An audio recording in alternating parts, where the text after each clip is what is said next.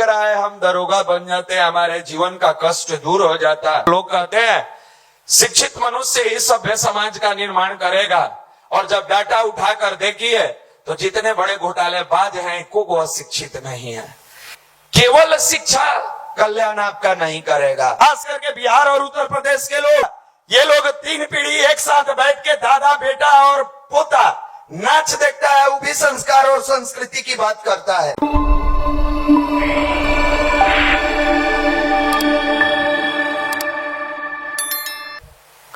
अभी बताया जा रहा था जीवन में साधना का क्या महत्व है।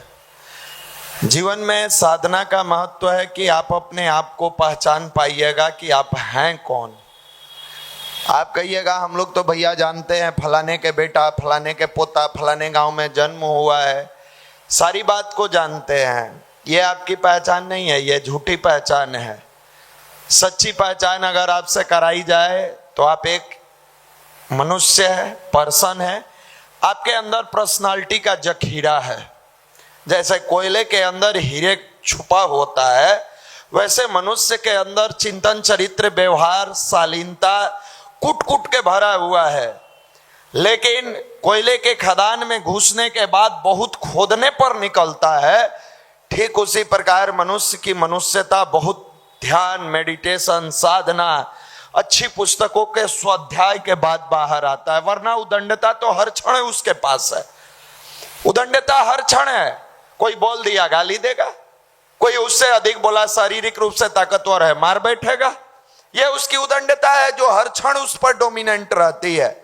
लेकिन जो उसके अंदर का इनर पावर है वो दिखाई नहीं देता है। जैसे आप देखे होइएगा कि दही के अंदर, दूध के अंदर मक्खन है, दही के अंदर घी है, वो मथने के बाद निकलता है। मनुष्य के अंदर जो सद्बुद्धि है ये रास्ते चलते नहीं मिलता, ये कोचिंग इंस्टीट्यूट में नहीं मिलता, शिक्षा मिल जाएगा। क्या आपका शिक्षा आपके जीवन का केवल कल्याण कर सकता है? अगर शिक्षा से भाई कल्याण होता, पिछले सप्ताह आप ही के बिहार में दरोगा जी गोली मार ली है, सब लोग न्यूज में पढ़े होइएगा। वो भी तो शिक्षित थे। इसमें से कितने लोग दरोगा की तैयारी कर रहे हैं? कितने लोगों को लग रहा है हम दरोगा बन जाते हैं, हमारे जीवन का कष्ट दूर हो जाता। भाई अगर जीवन का कष्ट शिक्षा से दूर होता तो स्टार मिलने के बाद, थाना मिलने के बाद 112 वाला का दरोगा थे, 112 जो चलता है ना, उसके दरोगा थे और गोली मार लिया। आनंद फानन में एसपी ओसपी सबको पहुंचना पड़ा।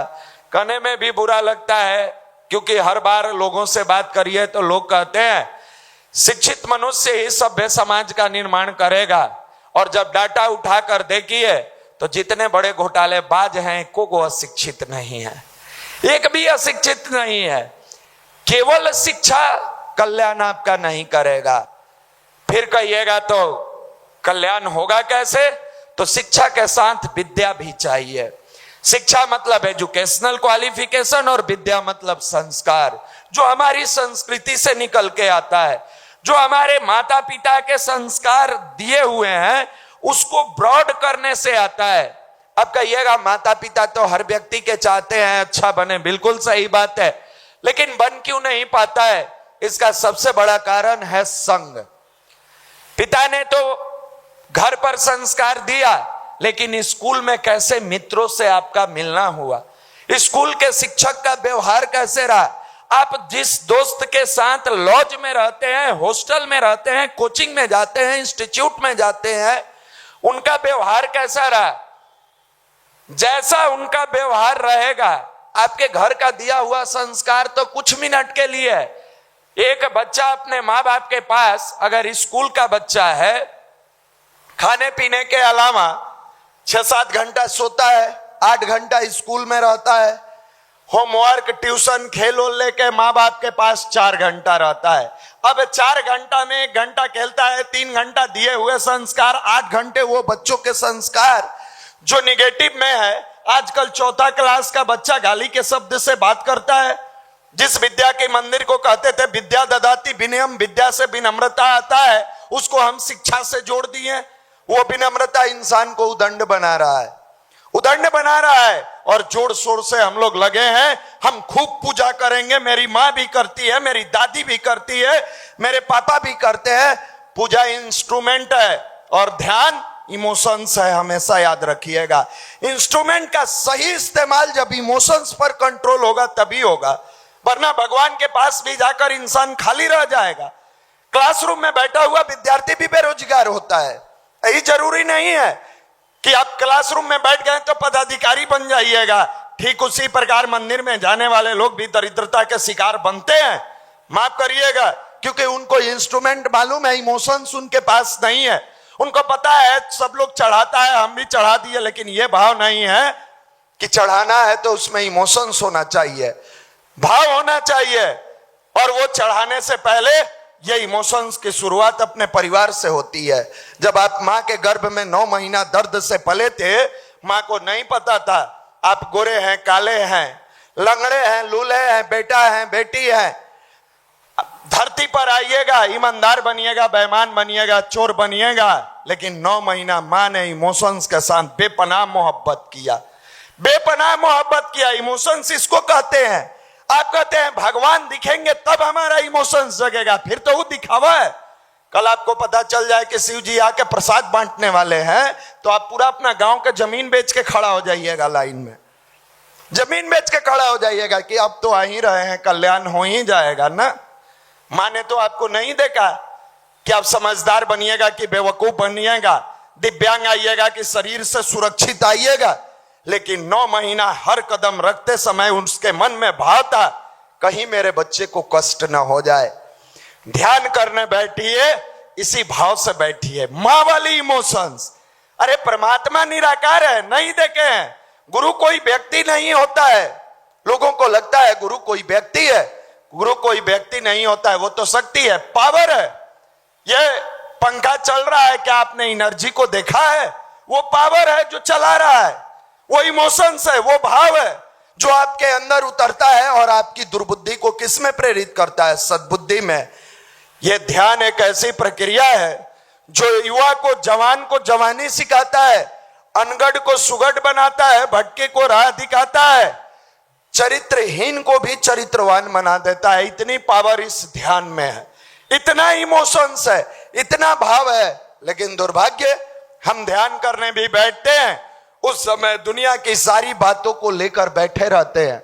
दुनिया के कई लोगों को कहते सुनते हैं, खास करके फेसबुकिया ज्ञान आजकल बहुत चल रहा है, बहुत चल रहा है। बहुत सारे लोग आएंगे, माफ करिएगा, बुरा मत मानिएगा, धर्म के ठेकेदार बन के ये होगा तो ये समाप्त हो जाएगा, ये होगा तो ये समाप्त हो जाएगा। उनसे पूछिए क्या आपके घर की संस्कार और संस्कृति बची है?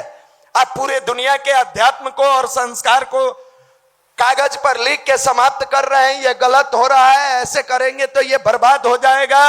उनसे पूछिए क्या आपके घर में सब आबाद है? नहीं है। आप बाहर की दुनिया में जाते हैं, खास करके बिहार और उत्तर प्रदेश के लोग, बुरा मत मानिएगा, ये लोग 3 पीढ़ी एक साथ बैठ के दादा, बेटा और पोता नाच देखता है, वो भी संस्कार और संस्कृति की बात करता है।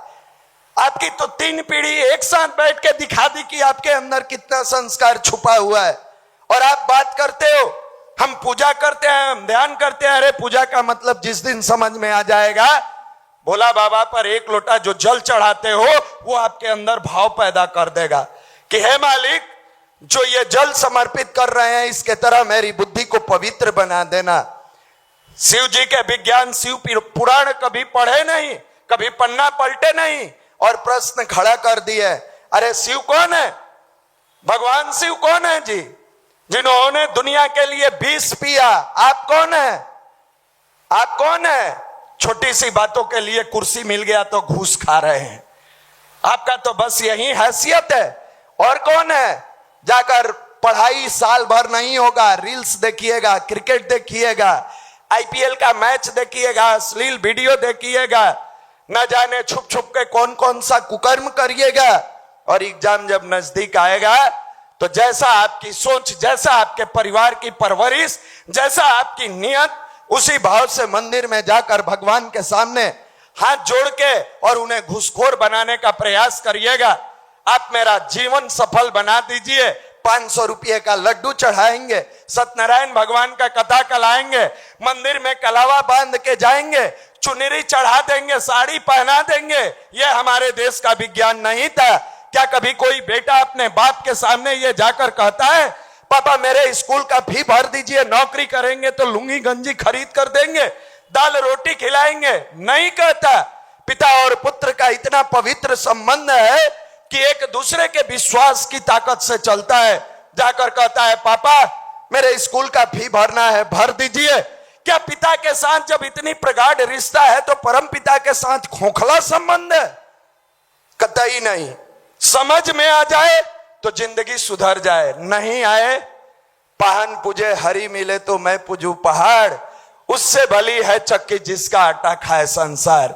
अगर पत्थर पूजने से भगवान मिलते तो मैं हिमालय पहाड़ को पूज देता। कबीर दास ने लिखा है, पाहन पूजे हरि मिले तो मैं पूजू पहाड़, उससे भली है चक्की जिसका आटा खाए संसार। उससे बढ़िया तो वो पत्थर है जिसके पाटन के बीच में गेहूं जाता है, आटा बन के आता है। उस पत्थर को पूज दो, क्योंकि वो पत्थर किसी का पेट भर के जाता है।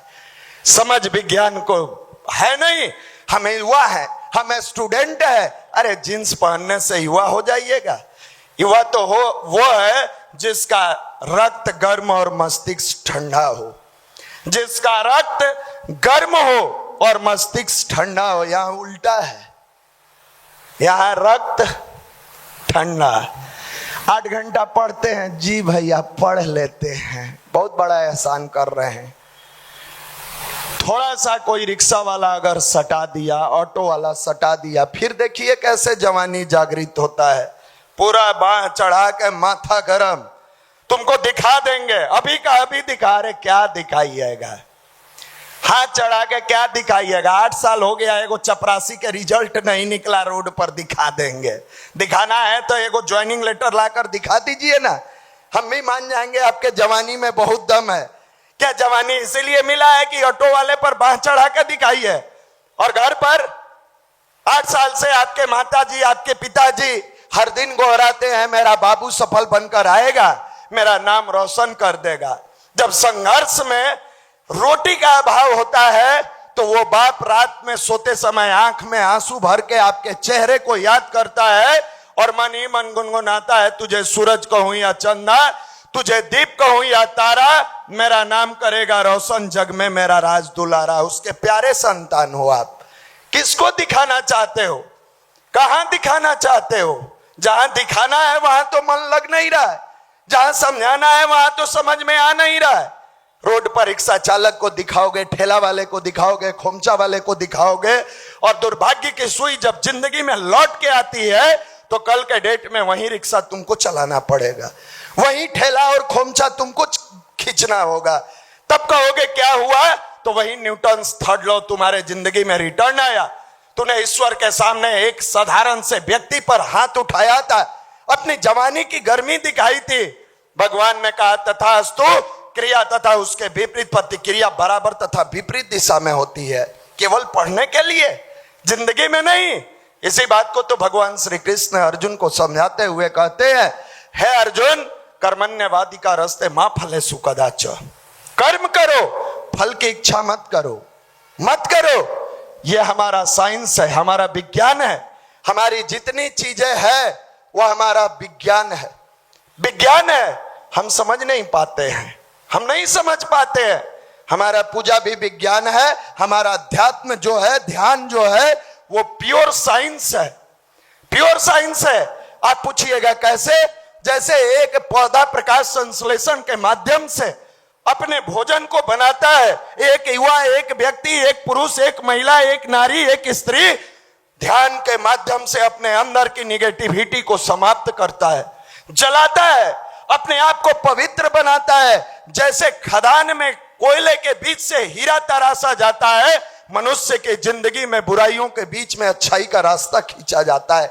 ये साइंस है, हम समझ नहीं पाते हैं। हम तो 24 घंटा पॉर्न साइट की फिल्म देखकर और भगवान का दिया हुआ सबसे बेहतरीन ग्लिसरीन बॉडी में स्पर्म के रूप में विद्यमान है, गंदे नाले में बहा देते हैं और एग्जाम्पल देते हैं कि साइंस कहता है कि स्पर्म बॉडी से कभी घटता नहीं है, तो हमारे ऋषि महर्षि बेवकूफ थे जिन्होंने किताब लिखा उन्नति का मूल मंत्र ब्रह्मचर्य, जिन्होंने समझा कर गया कि अगर ब्रह्मचर्य व्रत का पालन करते हैं तो आपकी वाणी में ओज और ललाट पर तेज आता है। कौन समझाए आपको? नहीं समझ पाता है। आज का युवा अपना प्यार बाहर ढूंढता है। जैसे मिर्ग के नाभि में कस्तूरी होता है और मिर्ग बन बन भटकते भटकते भटकते मर जाता है, नहीं ढूंढ पाता है कस्तूरी को, ठीक आज इस युवा की भी जिंदगी इसी रफ्तार से चल रही है। इसके घर में मां के रूप में ममता की सागर मिली, रोड पर गर्लफ्रेंड घूमता है। पिता के रूप में एक ऐसा प्यारा मित्र मिले, पुरुषार्थी व्यक्तित्व के धनी हीरो मिले, जो फटे हुए पैकेट में भी हाथ डालकर पूछते हैं अपने औलाद से, बोल बेटा तुझे क्या चाहिए, तेरा बाप पूरी दुनिया खरीद देगा। जिसके पैकेट में 1 रुपया नहीं है, उसके बाप की ताकत, उसका कॉन्फिडेंस, उसका विल पावर क्या गजब का है। पूछते हैं बोल बेटा तुझे क्या चाहिए, पैकेट फटा हुआ है, सिक्का तक नहीं है, तेरे लिए पूरी दुनिया खरीद देंगे। उसका बेटा कहता है 0.02 से हमारा छूट गया है, मैं डिप्रेशन में चला गया हूं। इसी को बचाने का काम ये युवा प्रकोष्ठ गायत्री परिवार कर रहा है। ये 30 वर्षों से जो चलता है ना, ये मेंटल गार्बेज निकालने का काम चल रहा है। मेंटल गार्बेज समय रहते अगर नहीं चुके तो अब अंतिम क्षण में आप खड़े हैं। जैसे होता है ना कि लास्ट टाइम है, अब आप अंतिम क्षण में है, या तो सुधर जाइएगा स्वतः, नहीं तो सुधार दिए जाइएगा। आप पूछिएगा लाठी डंडा से सुधारा जाएगा ना, उसकी जरूरत ही नहीं है। भगवान रामचंद्र जी जब रावण के अंत समय आया तो रावण के नजदीक गए, पूछे, रावण पूछा भगवान रामचंद्र जी से कि आपको क्या लगता है कि अब हम दोबारा नहीं आएंगे? आएंगे, और आकर और इससे भी विकराल रूप लेकर आएंगे और सबको तबाह कर देंगे। बोले रामचंद्र जी कैसे आओगे? तो इस बार शरीर रूप में नहीं आएंगे कि आप अवतार लीजिएगा मार के चले जाइएगा। बोले कैसे आओगे फिर? बोले मनुष्य की बुद्धि में आ जाएंगे दुर्बुद्धि बनकर, भाई को भाई से लड़ा देंगे, पति को पत्नी से लड़ा देंगे, बेटे को बाप से लड़ा देंगे, मित्र को मित्र से लड़ा देंगे। ऐसा कलह कारनामा करेंगे कि आप आकर मार नहीं पाओगे। किस किस को मारोगे, कितनों को मारोगे? रामचंद्र जी कहे मैं भी आऊंगा। बोला आप किस रूप में आइएगा? कहे हम भी उसी रूप में जिस रूप में तुम आओगे। बोले क्या कर कैसे आओगे? बोले हम भी विचार क्रांति के रूप में इस जन्म में राम बनकर आए थे, अगले जन्म में श्री राम बनकर आएंगे, विचार क्रांति के रूप में आएंगे। तुम एक दूसरे को लड़ाओगे, हम एक युवा खड़ा करेंगे, एक व्यक्ति खड़ा करेंगे, एक महिला खड़ा करेंगे, एक पुरुष खड़ा करेंगे, हजारों की जिंदगी बदल कर रख देगा। हजारों दुर्बुद्धि वाले को सद्बुद्धि पर चलाएगा, हजारों रावणी बुद्धि वाले को मारकर ध्वस्त कर देगा। लेकिन उन्हें भी संभलना होगा, उन्हें भी संभलना होगा। यह अंतिम क्षण माता जी के जन्म शताब्दी का वर्ष और अखंड दीपक का चल रहा है।